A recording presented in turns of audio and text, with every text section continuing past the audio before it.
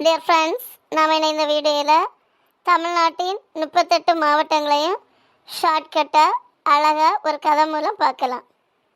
அரியலூரில் பிறந்த ஆரியாவும் சேலத்தில் பிறந்த சலீமும் அக்கா தம்பிங்க. அவங்க அப்பா பேர் சிவகங்கை சிவா, அவங்க அம்மா பேர் ராணிப்பேட் ராணி. சலீமும் ஆரியாவும் சென்னை செந்தமிழில் படித்ததால ஆரியாவுக்கு தர்மபுரி ரோடு கம்பெனியில் வேலை கிடைச்சிருச்சு. சலீமுக்கு தூத்துக்குடி ஹார்பரில் வேலை கிடைச்சிருச்சு. ரெண்டு பசங்களுக்கும் வேலை கிடைச்சதால கிருஷ்ண கடவுளுக்கு நன்றி சொல்லிட்டு செங்கல்பட்டு செங்கலும் நாமக்கல் கல்லும் சேர்த்து புதுக்கோட்டையில புதுசா வீடு கட்டினாங்க. அந்த வீட்டுக்கு பெரம்பலூர் பாயும் தஞ்சாவூர் தலையாட்டி பொம்மையும் திண்டுக்கல் பூட்டும் வாங்கினாங்க. ஆரியாவுக்கு திருமணம் பண்ண கோயம்புத்தூர் தான் சிறந்த ஊருன்னு கோயம்புத்தூர் மாப்பிள்ளை பார்த்தாங்க. சலீமுக்கு திருமணம் பண்ண குமரி பொண்ணை பார்த்தாங்க. சலீம் சந்தோஷத்துல கூட மேல கூட வச்சு கடலூர் போறவளேன்னு பாட்டு பாடினாரு.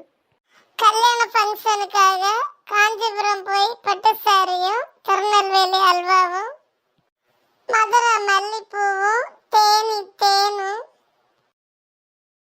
திருப்பூர் பனியன்களும் வாங்கி வந்தாங்க. கல்யாண பொண்ணுக்கு வைப்பு தொகையாக ரூபாய் 50,000 கரூர் வைசிய வங்கியில போட்டாங்க. இவங்க கல்யாணம் நல்லபடியாக நடக்க இவங்க அம்மா அப்பா கள்ளக்குறிச்சி கடவுளை வேண்டி திருவண்ணாமலையில் மகாதீபம் ஏற்றினாங்க.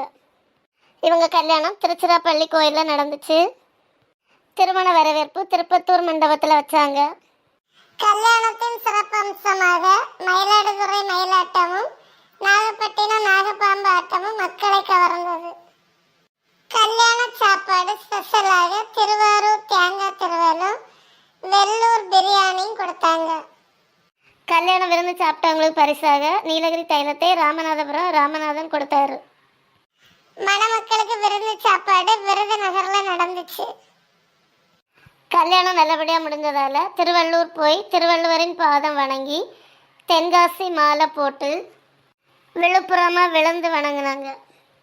ஓகே ஃப்ரெண்ட்ஸ், உங்களுக்கு இந்த வீடியோ பிடிச்சிருந்ததுன்னா லைக் பண்ணுங்க, ஷேர் பண்ணுங்க, சப்ஸ்கிரைப் பண்ணுங்க.